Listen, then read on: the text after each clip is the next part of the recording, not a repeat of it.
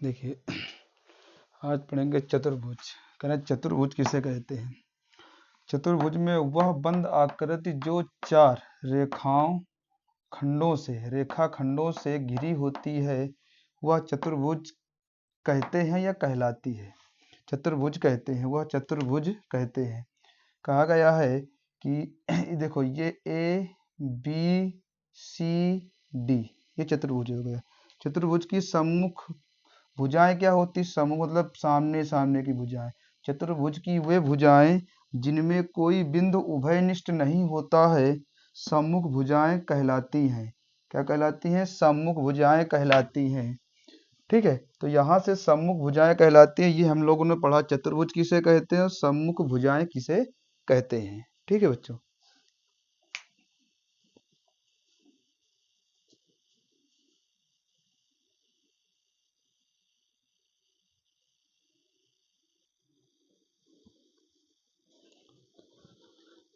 देखिए बेटा, समलंब चतुर्भुज क्या होता है।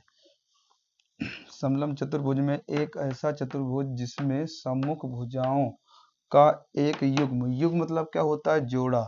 युग्म समांतर होता है, युग्म समांतर होता है मतलब ये है, इसके युग्म समांतर होगा या इसके समांतर ये होगा।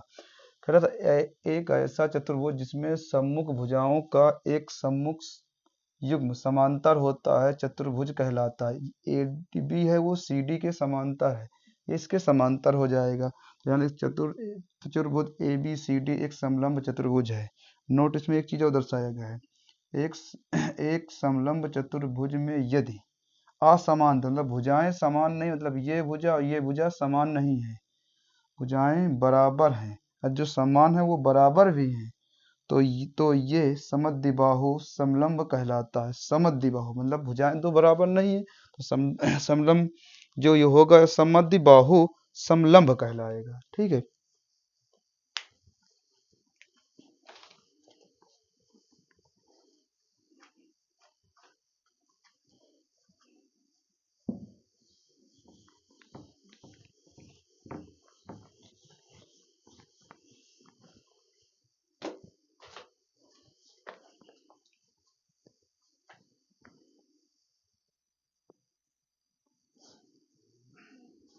देखिए बच्चों, आयत क्या होता है।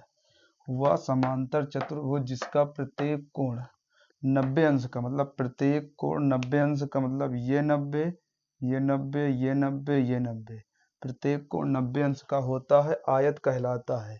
इसमें सामने सामने की भुजाएं क्या होती, बराबर होती हैं।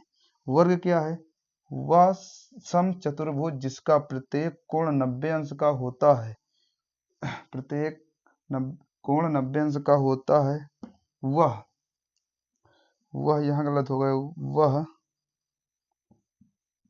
वर्ग कहलाता है। इसकी चारों भुजाएं बराबर होती हैं। चारों भुजाएं मतलब ये भुजा ये भुजा ये भुजा ये भुजा, ये चारों भुजाएं क्या होंगी, बराबर होगी।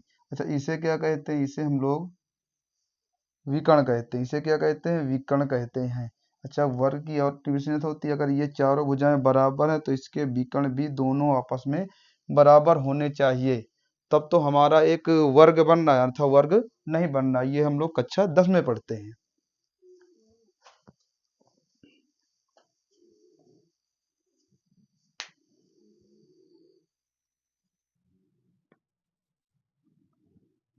देखिए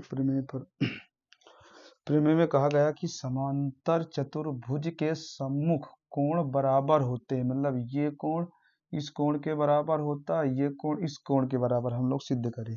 दिया गया है कि समांतर चतुर्भुज ए बी सी डी में सिद्ध क्या करना है, एंगल ए बराबर एंगल सी सिद्ध कर दे या एंगल बी बराबर एंगल डी सिद्ध कर दे। उपपत्ति में क्या होता है, जो ए बी समांतर है डी सी के तथा ए डी एक तिर्यक रेखा है। AD एक तिर्यक रेखा है, मतलब ये हमने बना ली है, तिर्यक रेखा है, तिरछे हो सकती है। अतः फिर पहला चीज हम देखो, एक angle A plus angle D, angle A plus angle D ये वाले को 180 के, क्योंकि एक ही और के अंतः कोण है, और एक के अंतः कोण है तो 180 अंश हो जाएगा।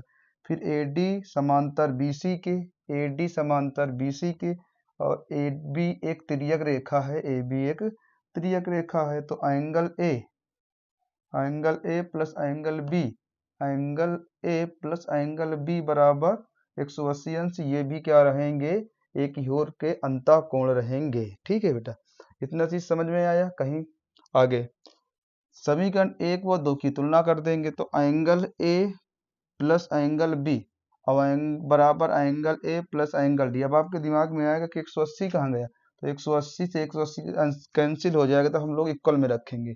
तो angle A plus angle B plus चीज माइनस में आ गई एंगल डी, यहाँ से एंगल ए एंगल कट गया, तो एंगल बी बराबर एंगल डी के। देखो हमारे पास बी और डी आ गए, आप एक बार इसको लेके बराबर कर दोगे तो ए और सी आ जाएंगे। ये बहुत ही इंपॉर्टेंट प्रमेय होती है, बहुत ही अच्छी है। ऐसे ही प्रमेय हम लोग इस वीडियो में आगे वीडियो में सॉल्व करेंगे। समांतर चतुर्भुज के सम्मुख कोण बराबर होते, भुजाएं बराबर होती, ये सारी चीजें हम लोग इस पर डिस्कशन करेंगे। ठीक है, देखिए जिस बच्चे का 9th मजबूत हो जाता है, उस बच्चे का हाई स्कूल बहुत अच्छा रिजल्ट जाता है। इसलिए 9th को हमें बहुत अच्छे से पढ़ना बहुत जरूरी है। ये बारीक से नहीं पढ़ना है कि हमें पास हो जाए, नहीं, ऐसा ये पढ़ना है कि हमें हाई स्कूल के लिए ही अच्छे नंबर लाने हैं।